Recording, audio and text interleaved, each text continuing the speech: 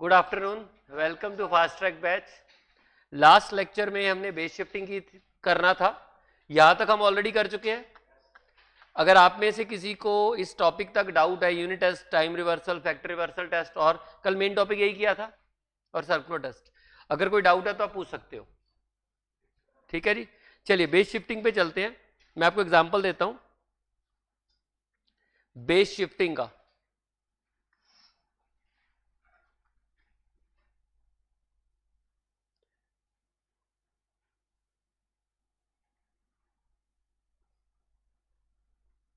Base shifting में क्या होता है, सपोज करो 2010, 2011, 2012, 13, 14, ये आपको 4 साल का डाटा गिवन है और आपने इंडेक्स भी निकाल लिया इसका। बेस ईयर लिया 2010 को, ठीक है जी, 2010 को बेस ईयर लिया और 2010 को बेस ईयर लेके आपने 2011 का, 2012 का, 2015 का, 13 का और 2014 का इंडेक्स निकाल रखा है। बेस ईयर आपका 2010 है। Now you want to change base year, इसमें बेस ईयर आपका लिया है बेस ईयर 2010। अब आप क्या करना चाहते हो, आप अपने बेस ईयर को चेंज करना चाहते हो। आपको लगता है कि 2012 को बेस ईयर लेना चाहिए था, तो अब हम क्या करेंगे, न्यू इंडेक्स निकालेंगे।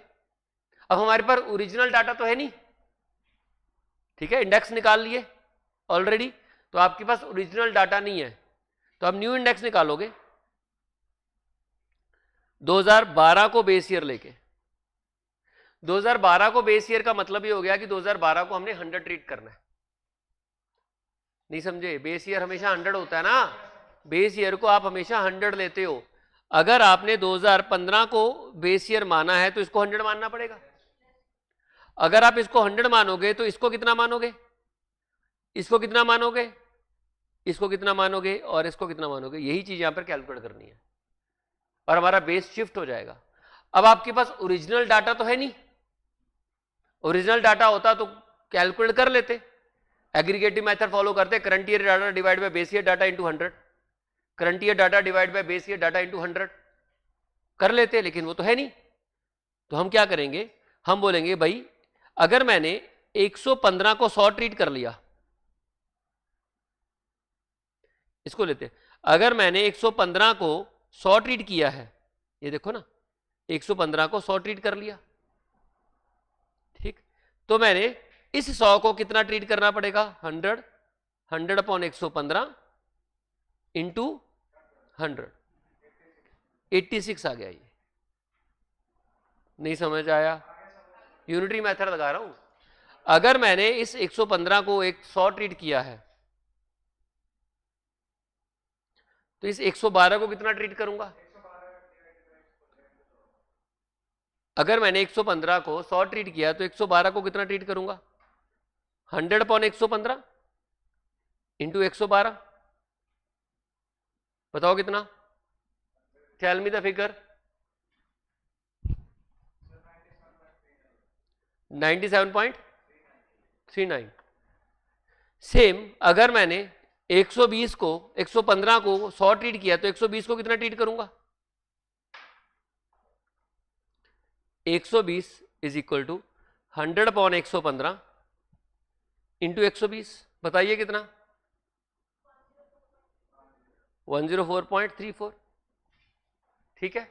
और सिमिलरली अगर आपने 115 को 100 ट्रीट किया है तो आप 140 को कितना ट्रीट करोगे, 140 is equal to 100 upon 115 into 140, 121.73। तो this is how you change the base, ठीक है, आपने बेस को चेंज कर दिया, बेस ईयर को चेंज कर दिया, इसको बोलते हैं base shifting. You can change your base year any time. Clear है। अब हमारे पास ओरिजिनल डाटा नहीं था, हमारे पास ऑलरेडी इंडेक्स निकाल रखे थे हम लोगों ने। मैं आपको एक और एग्जांपल बताता हूं, देखिए ईयर है 2010, 2011, 2012, 2013, 14। आपके पास प्राइसेस गिवन है। मान लो एक्स कॉमोडिटी है, एक ही कॉमोडिटी का 2010 में प्राइस था 15, यहां पर 30 हो गया, यहां 18 हो गया, यहां 145 हो गया, या 60 हो गया, और यहाँ 18 की जगह 48 कर लो। एक मिनट, ये काम करते हैं,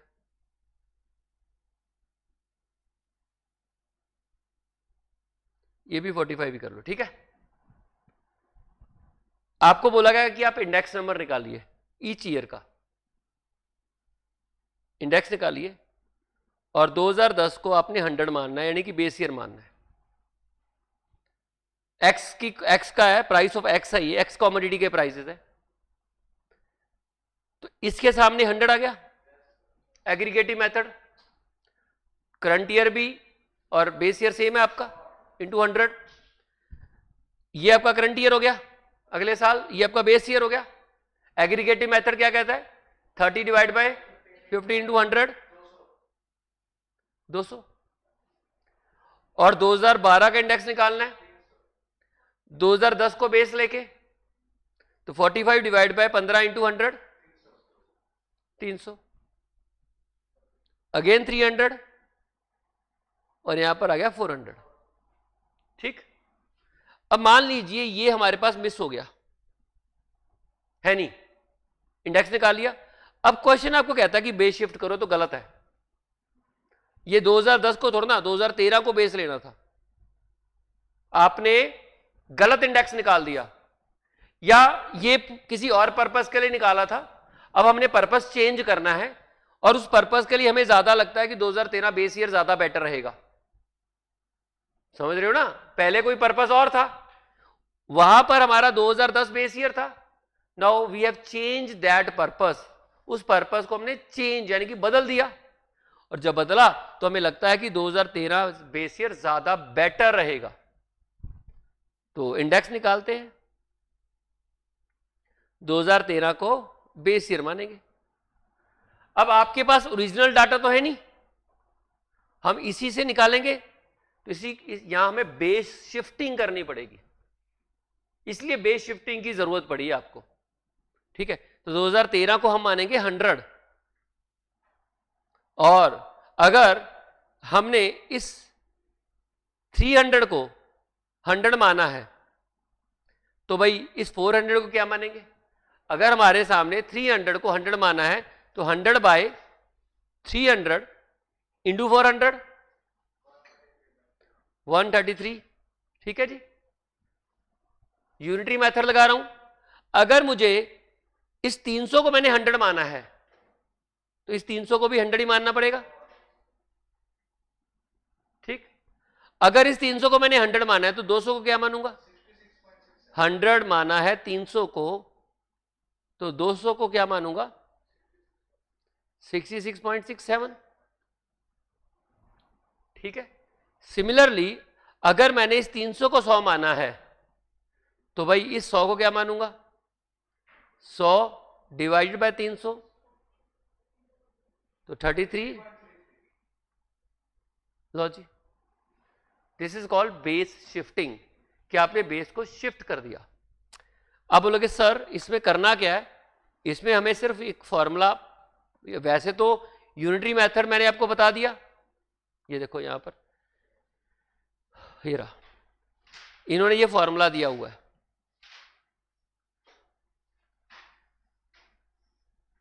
ठीक है, चाहते हो तो इस फॉर्मूले को याद कर लेना, और अगर नहीं चाहते तो आपको यूनिटरी मेथड लगाना आता है तो वो ज्यादा सही है।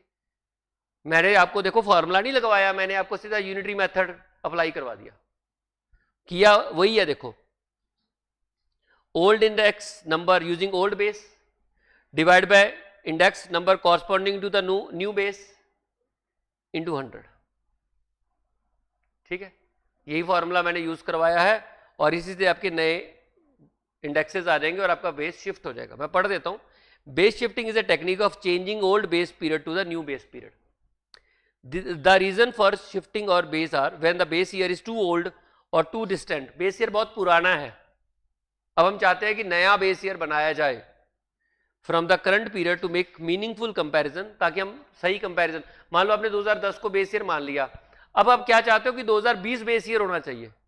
अब पुराने डाटे को चेंज नहीं कर सकते, पुराना डाटा तो है ही नहीं, तो इसलिए आगे के लिए तो आप 2020 को बेस ईयर मान ही लोगे, लेकिन पुराने डाटे को भी आपको 2020 बेस मान के उसके बेस को शिफ्ट करना पड़ेगा ताकि कंपेयर किया जा सके। नहीं तो क्या होगा, नया डाटा और पुराने डाटे का इंडेक्स कंपेरिजन में नहीं आएगा, क्योंकि पुराना डाटा 2010 को बेस ईयर लेके चल रहा है और नया 2020 को बेस ईयर लेके चल रहा है, तो कंपैरिजन करने के लिए हमने सबका बेस सेम करना है। तो आने वाले सालों के लिए तो 2020 मान ही लोगे, तो पुराने डाटे का भी बेस 2010 से शिफ्ट करके 2020 बना दो ताकि वो कंपेयर हो सके। ठीक है, it is required to compare series of index number with different base year. मान लो आपके पास 4 डिफरेंट इंडेक्सेस हैं और बेस ईयर उनके अलग अलग है, कंपैरिजन नहीं ना हो पाएगा, तो कंपेयर करने के लिए हम लोग बेस ईयर चारों का सेम कर देंगे, वहां पर भी बेस शिफ्टिंग करनी पड़ सकती है आपको। In order to have quick and valid comparison, both the series must be drawn from a common base. Base year same करना पड़ेगा. It is also necessary, ये 3 कारण दिए हैं उन्होंने कि बेस ईयर हमें क्यों शिफ्ट करना पड़ता है, on account of new method of calculation और inclusion of no commodity in the index. नई कॉमोडिटी अगर इन्वॉल्व होती है तब भी पुराने बेसिस में वो कॉमोडिटी होती एग्जिस्ट नहीं करती है। देखो सपोज करो आप पुराने बेस निकाल रहे हो, मान लो क्वांटिटी इंडेक्स निकाल रहे हो, तो आपने 2010 का बेस ईयर ले रखा है, 2010 में 4 कॉमोडिटी कंज्यूम करते थे मेन, अब 2020 में जो कंजम्पशन होगी वो बदल गई है, तो 2010 के बेस ईयर को कंटिन्यू नहीं कर सकते आप, आपको 2020 का बेस ईयर अलग ट्रीट करना पड़ेगा क्योंकि कॉमोडिटीज बदल गई हैं।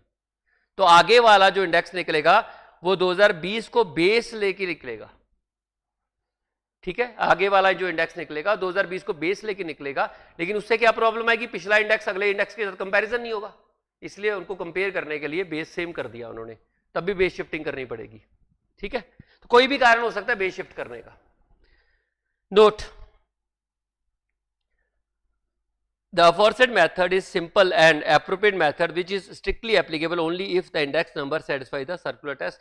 ये मेथड तभी लगता है, लगाना चाहिए आपको जब सर्कुलर टेस्ट पास होता हो। तो इसलिए हम लोगों ने क्या किया था, हम लोगों ने एग्रीगेटिव मेथड से इंडेक्स निकाले थे, तो एग्रीगेटिव मेथड सर्कुलर टेस्ट को पास करता है। इसलिए हम लोगों ने जब बेस शिफ्ट किया था उससे पहले जो बेस इंडेक्स निकाले थे ना वो एग्रीगेटिव मेथड से निकाले थे। मान लो आप किसी और फॉर्मूले से निकाल लेते तो बाद में बेस शिफ्ट करते तो गलत हो जाता। वही फॉर्मूला हमें यूज करना है, तभी करना है अगर ओरिजिनल इंडेक्स नंबर आपके कैसे आए हो, सर उस फॉर्मूले से आए हो जो सर्कुलर टेस्ट को पास करता हो। तो इसलिए मैंने एग्रीगेटिव मेथड से आपके ओरिजिनल इंडेक्स निकाले और फिर बेस शिफ्ट कर दिया। ठीक है जी, नेक्स्ट है स्प्लाइसिंग। स्प्लाइसिंग क्या टेक्निक है, देखो स्प्लाइसिंग एक टेक्निक है, आइए यहां दिखाते हैं मैं स्प्लाइसिंग।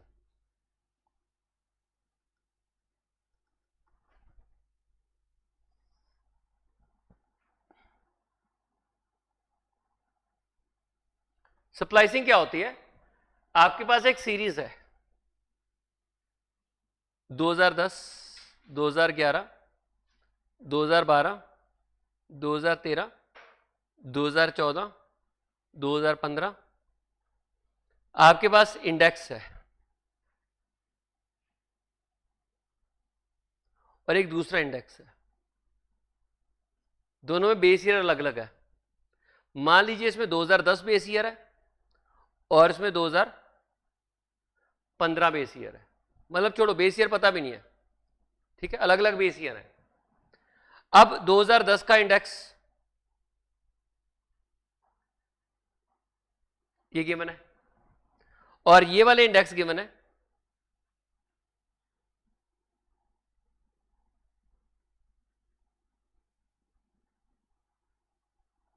इसका ये वाले ईयर्स मिसिंग है और इस वाले ये वाले ईयर मिसिंग है।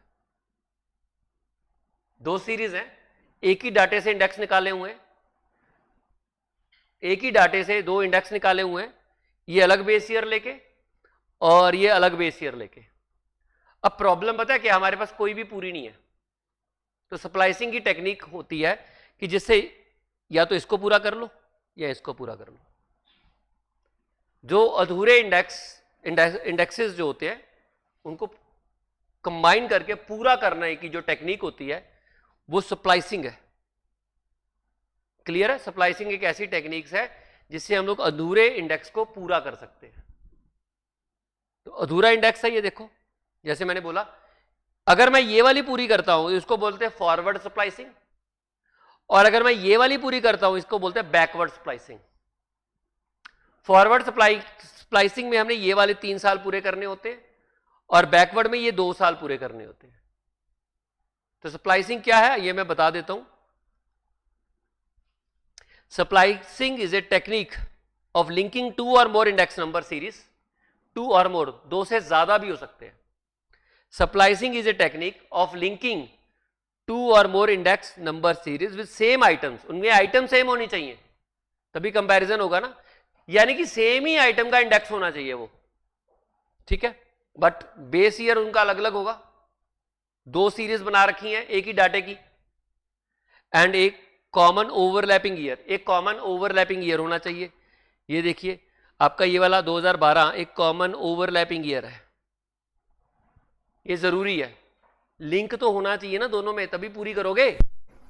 अगर दोनों में लिंक ही नहीं है तो आप स्प्लाइसिंग नहीं कर सकते। Common overlapping year but with different base period in order to have form a continuous series. Splicing एक टेक्निक है जिससे हम इनकम्प्लीट सीरीज को कंप्लीट कर सकते हैं।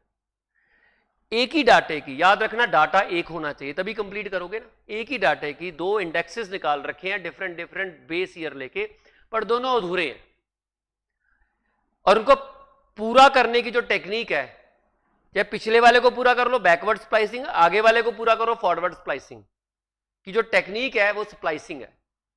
पूरा करने के लिए एक शर्त है, वो ये कि इनमें ओवरलैपिंग ईयर होना चाहिए एक, तभी आप पूरा कर पाओगे, ठीक है।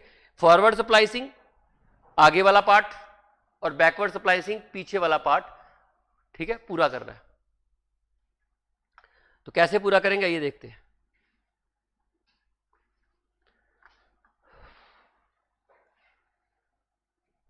ये वाला पार्ट अगर मैं पूरा करूंगा तो बैकवर्ड स्प्लाइसिंग है और ये वाला करूंगा तो फॉरवर्ड स्प्लाइसिंग है।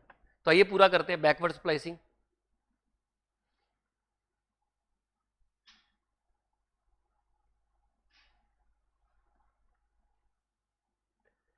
बैकवर्ड स्प्लाइसिंग देखिए, अगर मैं इसको पूरा करना चाहता हूं, अगर मैं 130 को 80 मान रहा हूं तो 100 को कितना मानूंगा और 120 को कितना मानूंगा।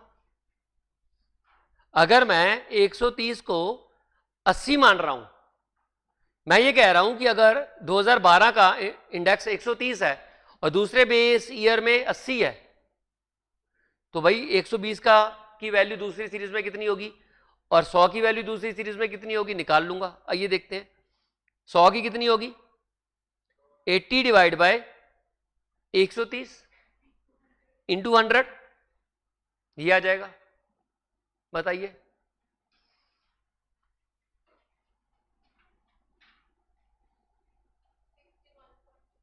$61.53।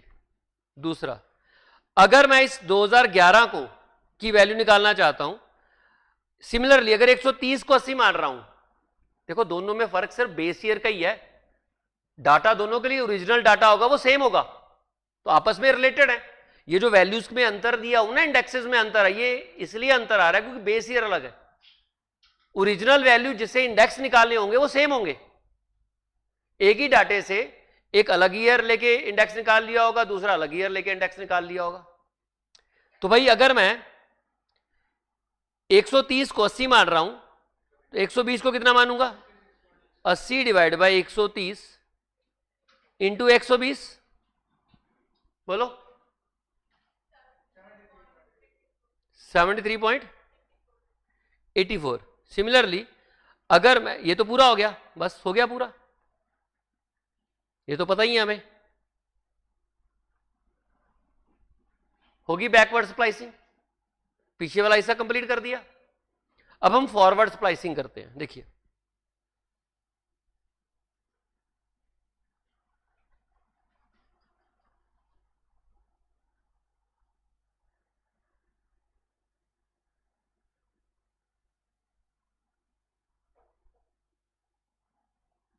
चलिए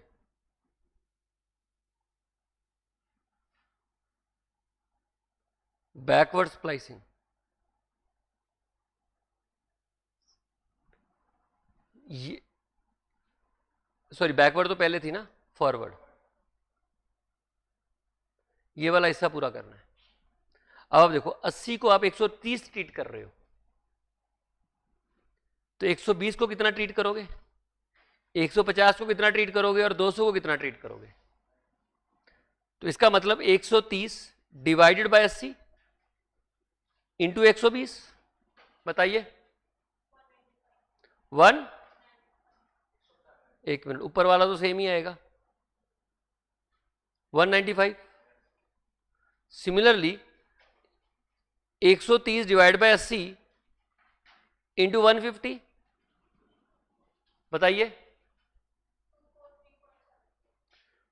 243।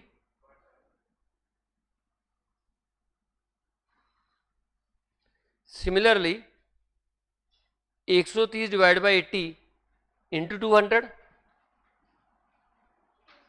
हाँ जी, लो जी, इसे बोलते हैं फॉरवर्ड स्प्लाइसिंग। क्लियर है। तो ये वाला जो डाटा है, ये देखिए, ये फॉर्मूले वही दिए हैं जो मैंने यूज किए हैं, ठीक है, फॉरवर्ड स्प्लाइसिंग और बैकवर्ड स्प्लाइसिंग के। याद करना चाहते हो तो याद कर लेना, और अगर लॉजिक से लगाना चाहते हो तो यूनिटरी मेथड लग रहा है बेसिकली, और कुछ नहीं, थोड़ा बहुत कॉमन सेंस है मैथ में, तो हम यूनिटरी मेथड लगा रहे हैं, कंपेयर करके एक common base year overlapping year है, एक ओवरलैपिंग ईयर से वैल्यूज निकाल रहे हैं। अगर मान लो वो ओवरलैपिंग ईयर ना होता तो आप पूरा ही ना कर पाते। क्लियर। ये था हमारे आज 2 टॉपिक हम लोगों ने किए हैं, एक बेस शिफ्टिंग कर लिया, एक स्प्लाइसिंग कर लिया, ठीक है, दोनों में सिमिलर टाइप का कंसेप्ट यूज हुआ है। इसके बाद नेक्स्ट हमारा टॉपिक है डिफ्लेटिंग है, और एक कंज्यूमर प्राइस इंडेक्स है। नेक्स्ट क्लास में हम उसका पूरा कर लेंगे। आज इतना ही, थैंक यू।